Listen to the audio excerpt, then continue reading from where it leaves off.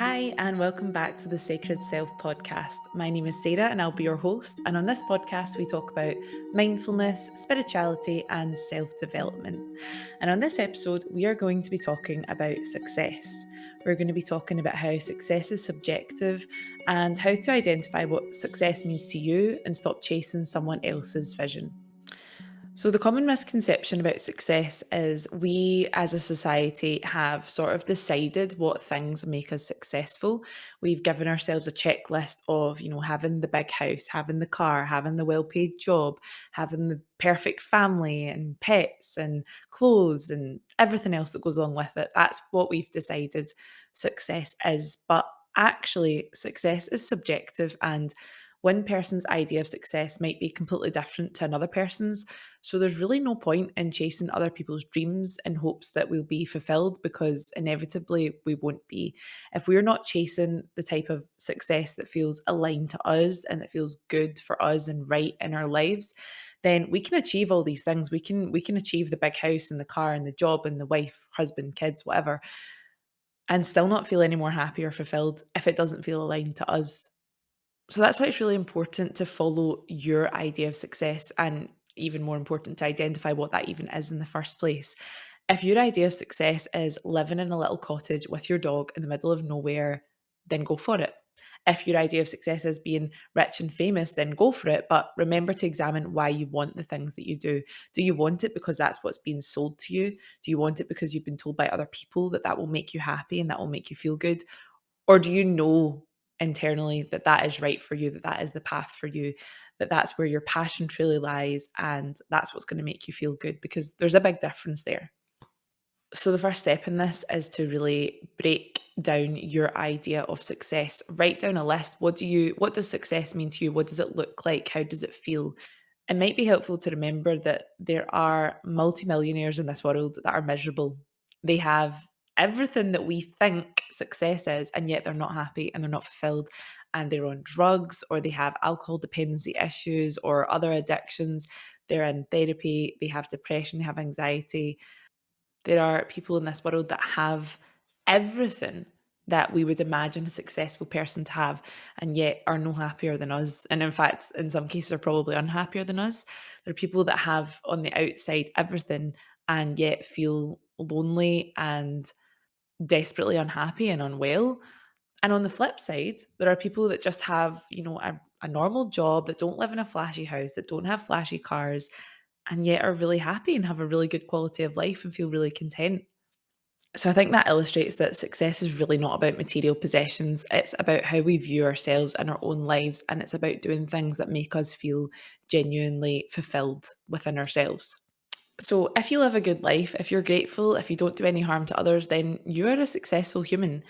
If you're striving for a better world for yourself and for future generations, if you're a helpful friend and family member, if you know how to enjoy yourself and you don't take life too seriously, then you're a success. We need to take the focus away from the physical and move our attention to things that we can't see to measure our success. So we can ask ourselves questions like, how happy are we? How fulfilled do we feel? Are we grateful? Do we do the things we love on a regular basis? Do we spend time with the people that love and make us feel good? How does this life feel? How do we feel in our bodies? Do we have healthy relationships? Do we nourish and love and honor ourselves? And do we make time for ourselves? All these questions are things that we can ask ourselves to determine how successful we feel in life. Society has taught us that we can spot successful people by looking at their homes or their cars or their material possessions or the holidays they go on or the places that they eat. But that's not true. Having money and material possessions is only one form of financial success.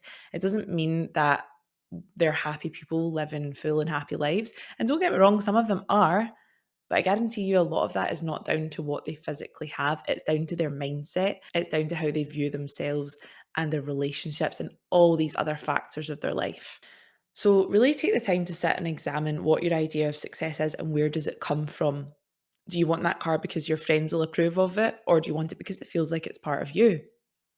By taking the time to examine why we want the things we want, it can help us get a clearer idea of what we truly want and what feels aligned for us, so that we make sure that we're not chasing someone else's dream and wondering why we're still not happy.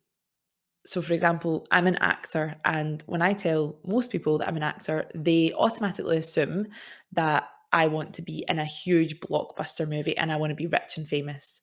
However, that's not the case at all. I love theatre work, so actually, I would be happy if I was on stage for the rest of my life, even if nobody really knew my name and I wasn't quote unquote famous. That wouldn't really bother me. So it's interesting to examine the outsider's perspective on what my success should look like compared to what I think my own success should look and feel like. Because to me, the reason that I want to act, the reason that I love acting is because when I'm on stage or when I'm on set, I feel at home. I feel lit up inside. I feel like it's where I'm meant to be. I feel like I'm doing what I need to be doing. It's what I'm put here on this earth to do. And so I'm following my purpose. So that to me is a success. You know, any day I get to spend on set, even any audition that I get, any time I get to spend on stage, any show I do, anything like that is a great success because it is time that I'm getting to spend doing what I love. And that's just an example of me and my profession, but I wanted to share that to illustrate people will project their own idea of success onto you, but you don't have to accept it. If you don't agree with the things that people say are the hallmarks of success, then you can disregard them. We're here to pave our own path in this life. We're not here to just check boxes to be like, okay, tick, I got a good job, tick, I got a nice car, tick, I got a nice house, I'm in a good relationship, I have, you know, 2 kids and a dog. We're not here to check boxes. We're here to follow what feels aligned to us and what feels authentic to us. So that is the only thing that we should be striving for, not this made up list that someone else has told you or that society has told you is the way to measure your success. So, yeah, the takeaways for this episode is success is subjective.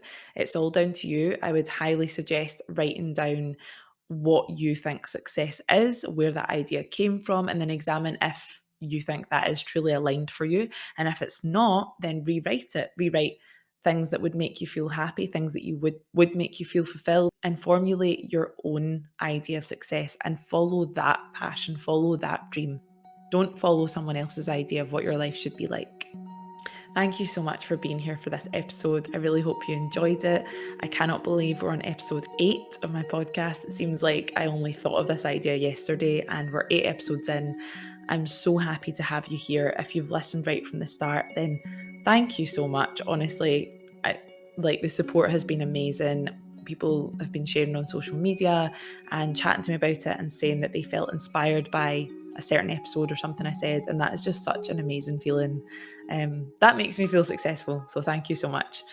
So to round off this week's episode, we have a quote from Herman Melville, and the quote is, "It is better to fail in originality than to succeed in imitation." Thanks for being here, and I'll see you next week.